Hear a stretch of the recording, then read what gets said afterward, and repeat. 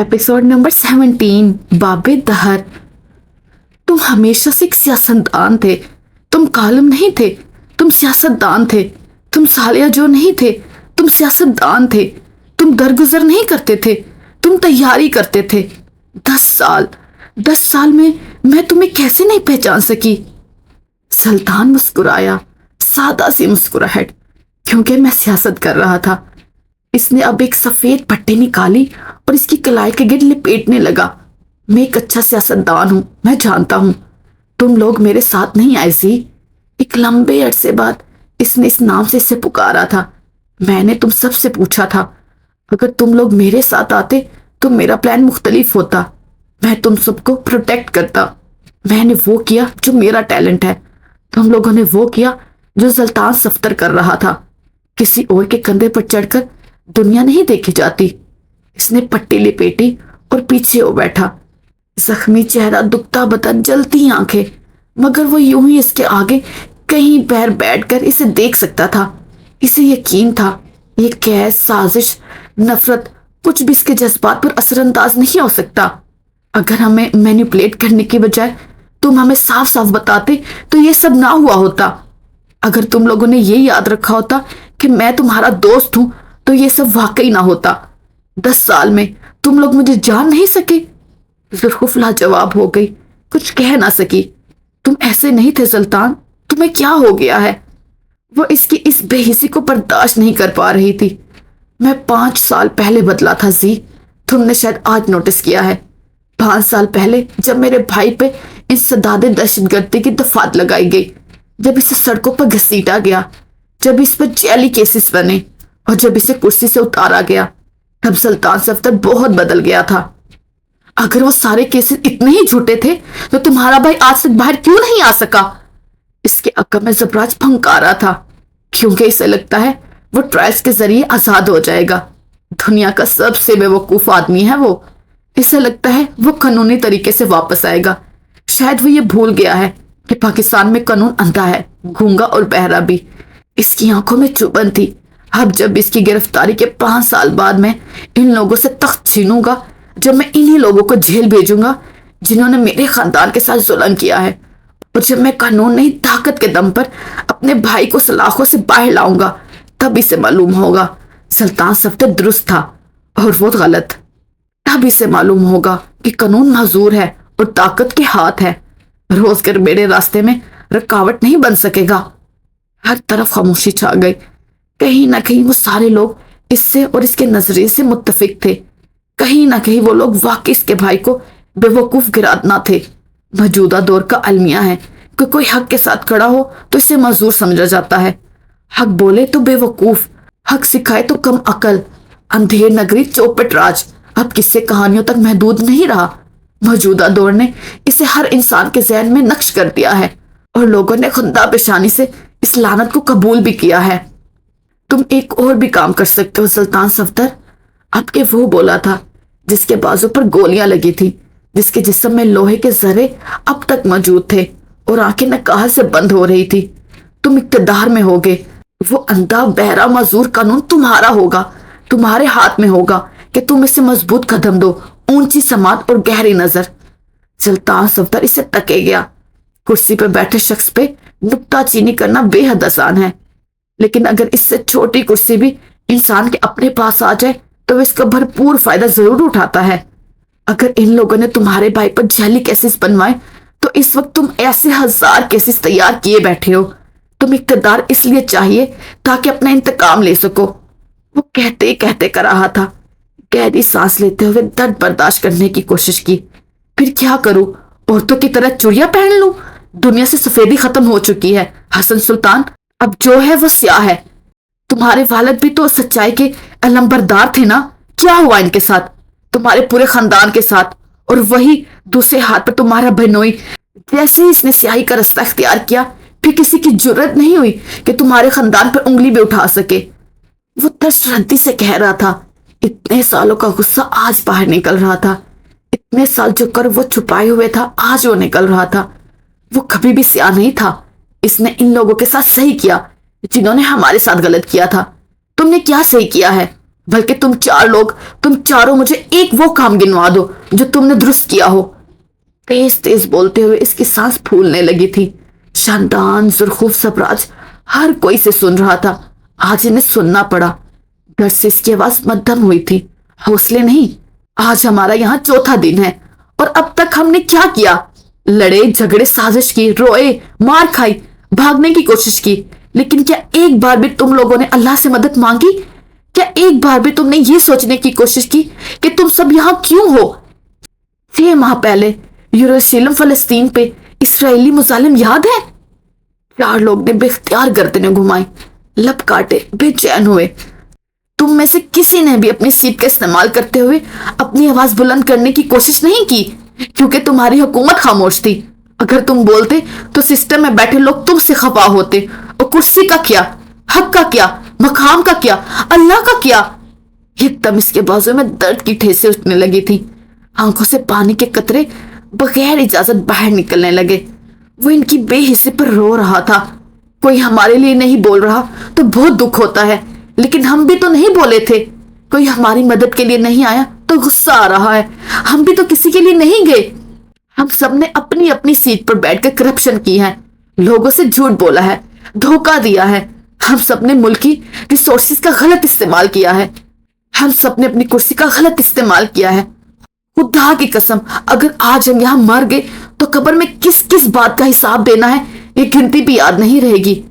ہر کوئی اپنی اپنی جگہ نادن تھا، ہر کوئی خاموش، ساکن۔ حسن سلطان نے سر کو دیوار کے ساتھ ٹکا لیا تھا، آنکھیں بند کر لی۔ وہ یوں بھی بند ہونے لگی تھی۔ درد اب شدید تھا، اتنا شدید کہ اس پر خشکی طاری ہونے لگی۔ سلطان صفدر نے اس کے زخمی وجود سے نگاہیں چرائی، اور شاندان شاہ کے منہ پر جو حقیقت کے تھپڑ لگے تھے وہ ان کی تاب اب تک نہ لا سکا تھا۔ سبراج شہنواز اب اسے دیکھتا رہا۔ کیا یہ واقعی ان کے احتساب کا وقت تھا؟ اور اگر تھا تو اپنی کس نیکی کے بدلے نرمی کی آرزو کرتے؟ پاکستان کے ان 4 ذہین گدھوں کو اپنی کوئی ایک نیکی بھی یاد نہ آ سکی۔ 11 جنوری، وقت دوپہر 2 بجے۔ دائرے میں جلتی آگ سے نارنجی چنگاریاں نکل رہی تھی۔ لکڑیوں کے جل کر چٹکنے کی آوازوں کے علاوہ وہاں اور بھی کئی سارے آوازیں تھیں جنہوں نے اس آواز کو معدم کر دیا تھا۔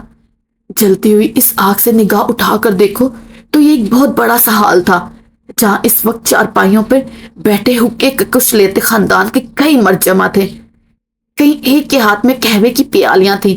ان کی چارپائیوں کے عقب میں اور دائیں بائیں نوجوان لڑکے کھڑے تھے، مضبوط جسم، مضبوط کندھے، جوان عزم اور گرم خون۔ ان کی آنکھوں میں مشتعل تاثر تھا۔ سربراہی کرسی پر جبل خان بیٹھا تھا، اس کی آنکھیں ہر تاثر سے آری تھی، پستول گود میں دھری تھی، اور نظریں اپنے عین سامنے آگ کی دوسری پار کرسی پر بیٹھے بہرام خان پر جمی تھی، جس کے چہرے پر زخم تھے اور ہاتھ پہ جلے کے نشان۔ مگر جبل خان اس کی آنکھوں میں دیکھ رہا تھا، وہ آنکھیں جو اپنے بھائی سے باغی ہو چکی تھی۔ جبل خان، آج یہ جرگہ کیوں بیٹھا ہے یہ یقیناً تم جانتے ہوگے۔ ایک سفید ریش متبر سے آدمی نے بات کا آغاز کیا۔ روزگر نے کئی سال اپنے مجرمین کے خلاف عدالت اور تھانوں کے چکر کاٹے، مگر ہاتھ کچھ نہ آیا۔ کچھ عرصے قبل جب بلاخر ہماری سنی جانے لگی، تب بھی کچھ ذاتی مفاد رکھنے والے سیاستدانوں نے ہمیں برا دکھانے اور اپنے دشمنوں کو گرانے کے لیے ایک چال چلی، اسکائی ہائی کا حملہ، جہاں کئی وزراء مارے گئے، کئی غیر ملکی سفیر زخمی ہوئے اور کئی عام شہری مارے گئے۔ یہ چند کھوکھلے لوگوں کا ذاتی مفاد اور آپسی رنجش تھی جن کا الزام ہمارے گاؤں پر آیا۔ انہوں نے سانس لینے کا وقفہ لیا۔ آس پاس کھڑے نوجوانوں کی گرفت ان کی بندوقوں پر سخت سی ہوئی۔ بے اختیار وہ وقت اور بے بسی یاد آئی۔ اس وقت کے بعد روزگر کی نہیں سنی گئی۔ چند کرپٹ اور مفاد پرست سیاستدانوں نے ہمارا ایک غلط رخ دکھایا اور عوام اور سسٹم کو ہم سے بدگمان کیا۔ اس کے بعد ہم نے کیا کیا سہا ہے، کوئی اس سے ناواقف نہیں ہے۔ 7 ماہ کے ایک لمبے عرصے کے بعد جب ہم اپنی آزادی اور حقوق حاصل کرنے کے اتنے قریب ہیں، تب تم کمزور کیسے پڑ سکتے ہو جبل خان؟ بوڑھے فضل اکبر نے بات ختم کر کے جبل خان کے چہرے کو دیکھا۔ ہر کوئی اس کے بولنے کا منتظر تھا۔ میں ایک بار بھی کمزور نہیں پڑا، لیکن میرے لیے اصول اور انسانیت ہر شے سے بڑھ کر ہے۔ ہمارے درمیان یہ طے ہوا تھا کہ کسی بھی سیر پر گولی یا چاقو سے کوئی وار نہیں کرے گا، کوئی انہیں کوئی گہرے زخم نہیں دیں گے. ہم نے انسانیت سے نہیں گرنا تھا. لیکن کیا ہوا؟ اس نے ایک سخت نظر تمام لڑکوں اور خاص طور پر بہرام خان پر ڈالی. سلطان صفدر کی گردن پر انہوں نے چاقو پھیرا، بلسٹر کے بازو پر گولیاں ماری ہیں. آپ کو یقین آ رہا ہے؟ اس جاہل انسان نے باقاعدہ گولیاں ماری ہیں. وہ مستقبل میں UN کا ممبر ہے، کوئی گدھا نہیں. بہرام نے اس کے پیر پر گولیاں ماری ہیں. میرا جی چاہ رہا تھا کہ میں اس خبیث آدمی کو جان سے مار دوں. خاتون کا ہاتھ جلایا ہے اس نے. آخری بات کہتے ہوئے صرف لہجے میں نہیں، آنکھوں میں بھی تنفر آیا تھا. وہ لاکھ جذبات پر قابو پاتا. محبت انسان کی آنکھ، انداز، بات، ہر شے سے اپنے ہونے کا پتہ دیتی ہے. اس نے جو کیا ہے صحیح کیا ہے، ہم سب اس سے متفق ہیں. لڑکوں میں سے کوئی ایک بولا. جبل کو اس کے بولنے پر کم، بڑوں کی خاموش رہنے پر زیادہ حیرت ہوئی. روز کر کن راہوں پہ چلنے لگا تھا. میں نے جو بھی کیا ہے میں اس پر ہرگز شرمندہ نہیں ہوں. 10 دفعہ موقع ملے گا تو 10 دفعہ یہی کروں گا. بہرام خان ٹہر ٹہر کے بول رہا تھا. مجھے تمہارے طریقے نہیں پسند، سمجھ نہیں آتے، اور معذرت مگر وہ بیکار بھی ہیں. وہ اس کی آنکھوں میں دیکھ رہا تھا. تم نے خاتون کے ساتھ نرم رویہ رکھا. کمبخت الزام لگا رہا تھا. الزام ہے یہ. میں اتنا بغیرت نہیں کہ عورتوں پر ہاتھ اٹھاؤں، اور اتنا بے وقوف بھی نہیں کہ دشمن کے ساتھ نرمی برتوں. انہیں توڑنے کے لیے میں نے مختلف وار کیا. بہرام اس سے نہیں سن رہا تھا. تمہیں معلوم تھا وہ لوگ بھاگنے والے ہیں، لیکن تم نے کوئی تعبیر نہیں کی. تم نے ہر شے ایجنٹ کے اوپر چھوڑ دی تھی. شاید تم بھول گئے ہو جو ایجنٹ ہمارے دشمن کی اولاد ہے اور اس خانے میں رہنے والے لوگ اس کے دوست. اس نے ایک لمحے کا توقف لیا. برادری کے تمام مردوں پر ایک تائرانہ نگاہ ڈالی. حالات کنٹرول سے نکلتے جا رہے ہیں. بیلسٹر نے روز کر کے کسی باسی کے موبائل سے کوئی میسج بھیجا ہے. وہ جھوٹ بول رہا ہے. صرف اور صرف ہمیں ہمارے طریقے کار سے ہٹا رہا ہے. وہ تمہیں جذباتی کر رہا ہے اور تم ہو رہے ہو. وہ جانتا ہے تم تک سنبھال نہیں سکتے. اور میں ایسا کیوں نہیں کر سکتا؟ کئی 100 لوگوں کے درمیان اس نے پہلی بار جبل کی مخالفت کی تھی. تمہیں لگتا ہے میں تخت نہیں سنبھال سکتا، اور مجھے لگتا ہے تم پلان 7 نہیں سنبھال سکتے، کیونکہ ایک لمحے کو اس کی زبان کو جیسے لکوا لگا تھا. جبل نے اس کے چہرے کو دیکھا اور پھر وہ کچھ بھام گیا تھا. بہرام خان کے اگلے الفاظ اس سے وجدان ہوئے تھے. اس نے سانس لینا تک چھوڑ دیا، کیونکہ جبل خان کو دشمن سے محبت ہو گئی ہے. اس نے کہہ کر گردن چکا دی تھی. مگر یہ وہ لمحہ تھا جب خاندان بھر کے مردوں کی نظریں جبل خان کی طرف اٹھی تھی، اور جبل خان پتھر ہوئی نگاہوں سے اسے تک رہا تھا. اس کے چہرے پر بے یقینی تھی، اس کی آنکھوں میں کرچیاں. بڑی محفل میں اس کے جسم سے راز ہٹا کر اس کے دل کو برہنہ کیا گیا تھا. تکلیف سی تکلیف تھی.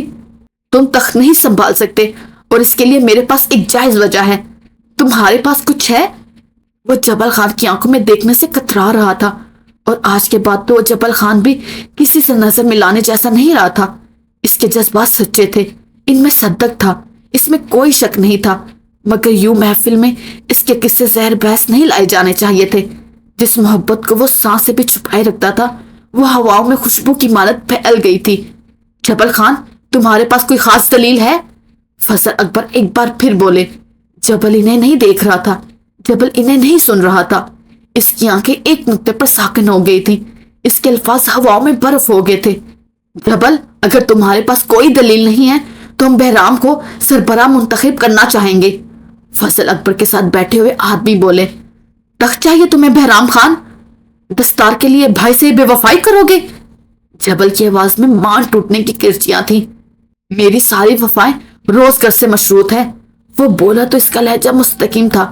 اگر میں نے کوئی جھوٹ بولا ہے تو تم یہاں اس محفل میں کہہ سکتے ہو. جبل کرب سے مسکرایا. میرا یہی مسئلہ ہے کہ میں سر محفل کسی کے قصے نہیں اچھال سکتا. وہ اپنی جگہ سے اٹھا. بغیر کسی کی طرف دیکھتے ہوئے چھوٹے چھوٹے قدم لیتا وہ آ کے اس دائرے کے پاس آ کر کھڑا ہوا. سپاٹ نظریں بہرام خان پر تھیں. اگر قبیلے کا یہی فیصلہ ہے تو میں اس پلان میں تمہیں اپنا سربراہ قبول کرتا ہوں. اب کے بہرام بھی اپنی جگہ سے اٹھا تھا. چند قدم چل کر آگ کے دائرے کے دوسرے پار اب وہ کھڑا تھا. وہ دونوں بھی ایک دوسرے کی آنکھوں میں دیکھ سکتے تھے. مگر بہرام خان کو لگا تھا وہ آج کے بعد اپنے بھائی سے نظر نہیں ملا سکے گا. اسے جبل خان کی نظریں دل میں چپٹی محسوس ہوئی. ان دونوں کے درمیان آگ تھی، صرف آگ. میں نے یہ تخت کے لیے نہیں کیا جبل خانہ، وہ دھیرے سے بولا، چھوٹے بھائیوں کی طرح لجاجت سے۔ میں نے تخت کے لیے بہت کچھ کیا تھا، آج تم نے میری ساری رضایتیں خاک کر دی۔ اس کی آواز میں گہرا قلق پنپ رہا تھا۔ اس کے ہاتھ اب دستار اتار رہے تھے۔ بہرام نے اس کے ہاتھوں کو اپنے ہاتھ میں لیا جنہیں جبل نے جھٹکا تھا۔ زندگی میں پہلی بار جبل نے اس کا ہاتھ جھٹکا تھا۔ بہرام کو لگا تھا جیسے وہ دوبارہ یتیم ہوا ہو۔ تخت مبارک۔ اس نے دستار بہرام کے سر پر رکھی، خود ایک قدم پیچھے ہوا۔ باس، یہ ایک لفظی تعظیم پیش کی جو بہرام کو گالی جیسی لگی۔ اس کے بعد وہ وہاں رکا نہیں تھا، وہ چلا گیا۔ جاتے ہوئے اس کی آنکھوں میں ملال تھا، سر دستار سے خالی، دل زخمی۔ محبت نے آج اسے رسوا کروایا تھا اور جبل خان ساری زندگی اس زخم کو بھولنے والا نہیں تھا۔ 10 جنوری دوپہر 2 بجے۔ خون کی بو میں لپٹا وہ تہہ خانہ لمحہ با لمحہ کمزور پڑ رہا تھا۔ ستون بھر بھرے ہو کر گرنے کے در پر تھے۔ ہمت اسیرن اب جواب دینے کو تھی۔ حسن سلطان ہوش و خرابے سے بیگانہ ہو چکا تھا۔ شاندان گم سم سا اس کے قریب بیٹھا تھا۔ وہ اسے دیکھتے ہوئے صرف یہ سوچ رہا تھا کہ کوئی موت سے اتنا نڈر کیسے ہو سکتا ہے۔ استخانے میں بیٹھ کر اس نے بہت بار بہت پلانس بنائے۔ آج سب دور چلا گیا۔ آج بس ایک تجسس تھا، ایک سوال جو اس کی روح تک کو بے چین کیے ہوئے تھا۔ آج دنیا ایک طرف ہو گئی، آج وہ تھا اور 60 سال بعد والا اس کا انت۔ جب مرنا تھا تو خوف کیسا؟ زبرا شہنواز اپنے پیر سے بہتے خون کو دیکھ رہا تھا۔ گولی اب بھی اندر تھی۔ استخانے میں رہتے ہوئے حسن کی یہ حالت دیکھ کر اسے پہلی بار اندازہ ہو رہا تھا کہ آخر وہ کیسی بے بسی ہوگی جس نے روز کر مجبور کیا ہوگا کہ وہ ایسا قدم اٹھائیں۔ زرخوف دیوار سے ٹیک لگائے خاموش تھی۔ اسے حسن سلطان سے حسد ہوا۔ یہ بے خوفی، یہ موت سے بے خوفی، یہ فریڈم آف سپیچ، یہ آج تک اسے کیوں نہیں مل سکا؟ کون سا خوف تھا جو کئی لوگوں کے درمیان لیے حلف پہ بھاری پڑ گیا تھا؟ سلطان کا چہرہ سپاٹ تھا۔ اگر اس کے ذہن میں کوئی سوچ آئی بھی تھی تو وہ بآسانی جھٹک گیا تھا۔ تھوڑی دیر بعد یوں ہی بے مقصد بیٹھے رہنے کے بعد سلطان صفدر نے اپنے قدم زبراج کی اور بڑھائے۔ پھر در دیواروں نے اس خون کے استحلاب کے پاس پنجوں کے بل بیٹھتے ہوئے دیکھا۔ وہ غور سے اس کے پیر کو دیکھ رہا تھا۔ گولی عین بیچوں بیچ لگی تھی۔ سلطان نے غور سے ہاتھ کی انگلیوں کی مدد سے اس کا پورا مشاہدہ شروع کیا۔ زبراج تڑپ کر گردن پیچھے کر گیا۔ سلطان اب دونوں انگلیوں سے اس کا زخم کھول کر چیک کر رہا تھا۔ خون ابل کر باہر آنے لگا۔ اسے نئے سرے سے تکلیف ہونے لگی۔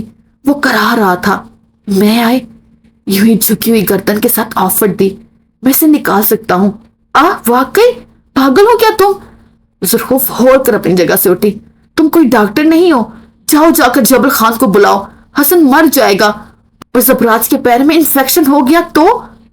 بازو میں گولی لگنے سے کوئی مرتا نہیں ہے، سلطان سرسری سے انداز میں بولا۔ خون بہ جانے سے تو مرتا ہے نا، شندان ہلکی آواز میں بولا۔ خون بہت بہ گیا ہے، وہ مر جائے گا۔ اس کی آواز بہت دور سے آتی تھی۔ یہ گولیاں حسن کے بازو میں لگی تھی، مگر یہ گولیاں برسوں سے سیٹ کیے شندان کے ان دوہرے معیار پر بھی لگی تھی۔ اسے لگتا تھا جیسے اس کی ساری ساتھ پاش پاش ہو گئی ہے۔ کیا ضرورت تھی اسے بہرام سے اس طرح بات کرنے کی؟ زبراج سختی سے بولا۔ حسن جانتا تھا کہ وہ لوگ اس وقت ہم پر غصہ ہے، پھر بھی اتنی بکواس کرتی۔ وہ ایک لمحے کو ٹھہر گیا اور ذرا سا توقف لیا۔ اسے لگا تھا وہ گرم لوہے پر چوٹ مار رہا ہے۔ وہ ان دونوں بھائیوں کے درمیان ایک سخت دیوار کھڑی کر رہا تھا۔ جبل خان اصول پسند آدمی ہے اور بہرام اس کے اصول توڑ سکتا ہے۔ حسن نے یہ سب ہمارے لیے کیا ہے۔ سید شاندان احسان کے بوجھ سے جھک رہا تھا۔ میں آئے؟ سلطان مسلسل اس کے پیر ہی کو دیکھ رہا تھا۔ سبراج نے اس کی آنکھوں میں دیکھا، وہاں اطمینان تھا، مان بھی۔ پھر اس نے دھیرے سے سر کو استنام میں ہلا دیا۔ فکر مت کرو، میں یہ پہلے بھی کر چکا ہوں۔ اس نے گردن پھیر کر اپنے عقب میں کھڑی زرخوف کو دیکھا اور فرسٹ اینڈ باکس کی جانب اشارہ کیا۔ وہ لم بھیجے مڑ گئی اور ایک ہاتھ سے فرسٹ اینڈ باکس کا ڈبہ اٹھا کر لے آئی، پھر سبراج کے ساتھ آ کر بیٹھی، اس کے کندھوں پر ہاتھ رکھ کر جیسے اسے تسلی دی۔ سلطان اب مختلف آوازار نکال رہا تھا۔ گولی باہر نکالنے والا ایک آوازار نکال کر اس نے ایک نظر سبراج کو دیکھا۔ گہری بری آنکھوں والا مرد سر کو استنام میں ہلا گیا تھا، یوں جیسے اپنے سامنے بیٹھے مرد پر اعتبار ظاہر کیا ہو۔ زرخوف نے اس کے پیر کے زخم کو انگلیوں سے کھولنا چاہا، मगर उबल के बाहर आते खून को देखकर वो फौरन पीछे हुई। सुल्तान ने तासुफ से इसे देखा। इसी पल शंदान अपनी जगह से उठ कर आया, जबराज के करीब बैठा और इसके जख्म को उंगलियों से पूरा खोल दिया, यूं कि अब गोली का जर्रा वाज़िह दिखाई दे रहा था। जबराज ने आंखें मूंद ली, दांत पर दांत जमा कर सब किया। ये तकलीफ इसे पहली बार नहीं हुई थी।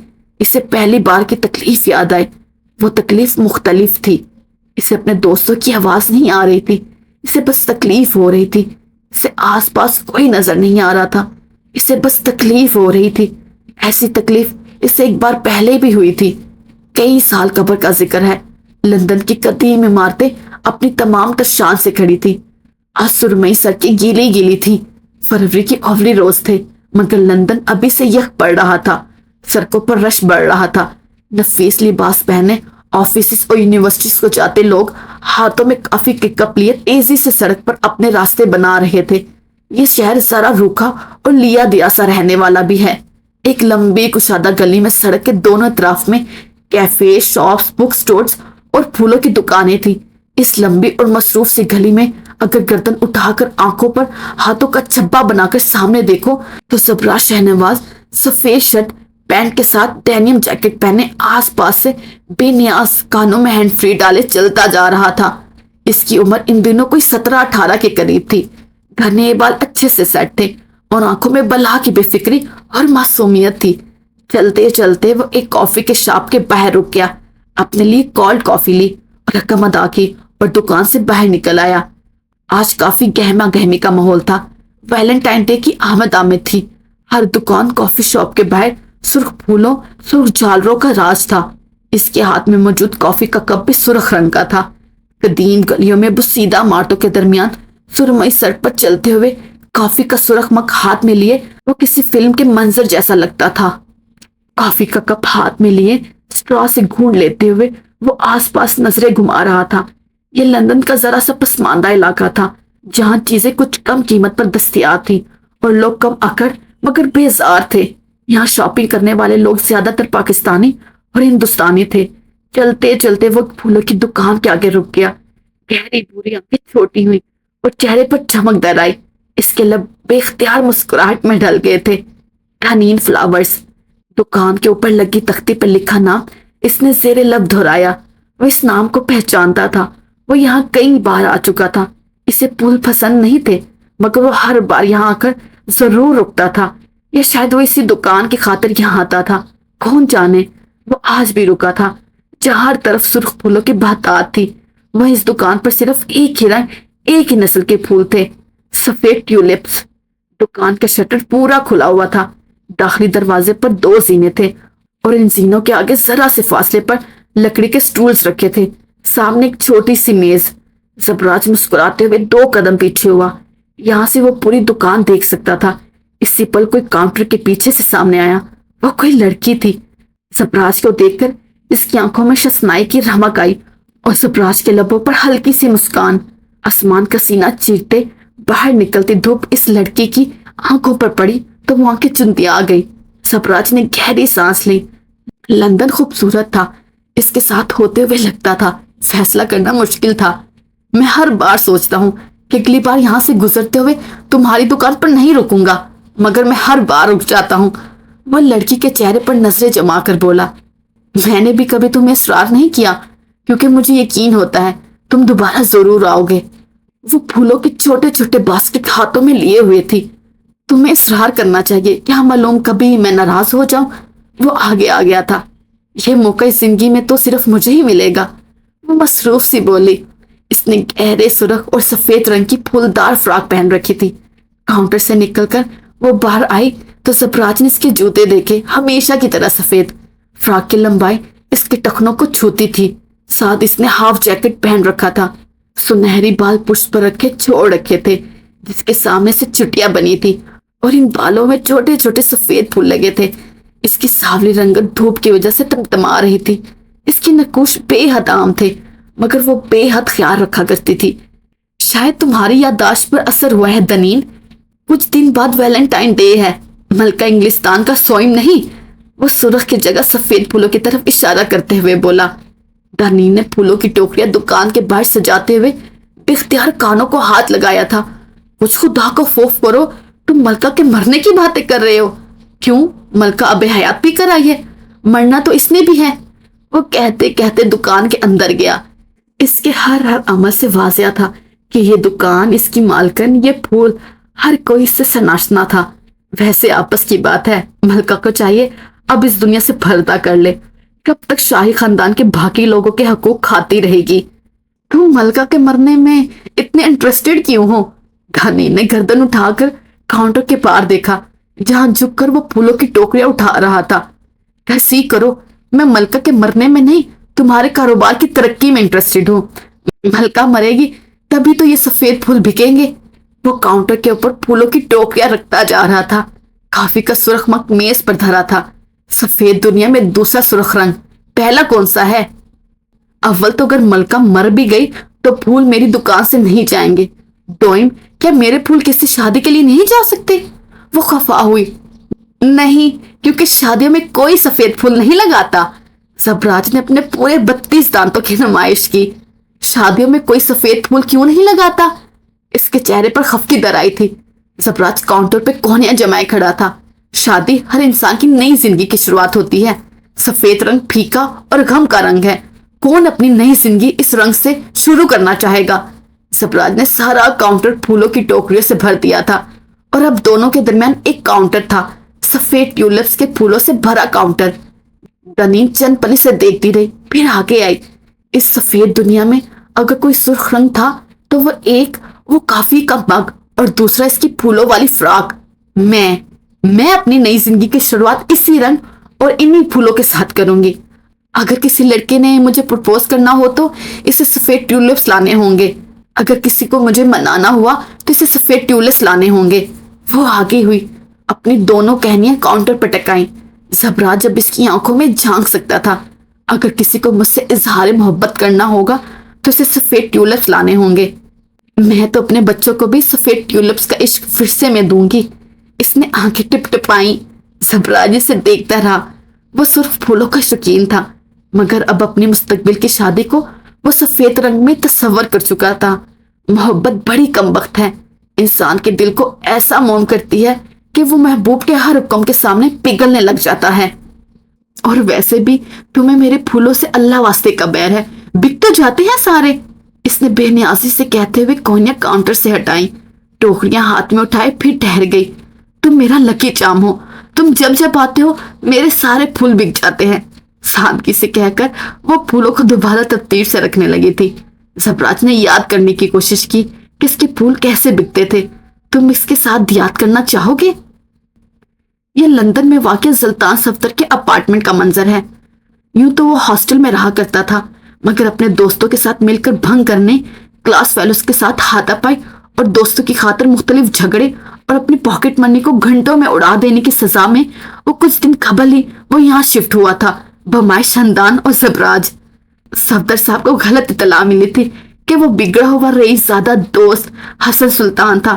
اس الزام کی بھنک اس خاندانی انسان کو لگ گئی اور اس نے موم بتی کی آگ پر ہاتھ رکھ کر قسم کھائی تھی کہ سلطان صفدر کے اپارٹمنٹ میں قدم نہیں رکھے گا۔ غیرت، لاؤنج میں رکھے ایل شیپ صوفے پہ سلطان پیر پسارے لیٹا ہوا تھا۔ شاندان بے یقینی سے چکر کاٹ رہا تھا۔ سرخو سنگل صوفے پر بیٹھی سیب کو تر رہی تھی اور زبراج شہنواز کارپٹ کے ٹکڑے پر التی مارے صوفے سے ٹیک لگائے بیٹھا تھا۔ آنکھیں پنڈولم کی طرح یہاں سے وہاں جھولتے شاندان پر جمی تھی۔ جاری رک جائے آپ نے اس ویڈیو کو لائک کیا؟ نہیں کیا نا تو پلیز لائک کر دے، اور چینل کو سبسکرائب کیا؟ وہ بھی نہیں کیا ہوگا یقیناً، تو وہ بھی کر دے پلیز۔ اور اینڈ پہ کمنٹ کیا آپ نے؟ نظر آ رہا ہے آپ نے کمنٹ نہیں کیا، تو وہ بھی کریں تاکہ پتہ چلے یہ ویڈیو کہاں سے دیکھی جا رہی ہے۔ ٹیک کیئر، اوکے، اللہ حافظ، take care, tata, bye bye.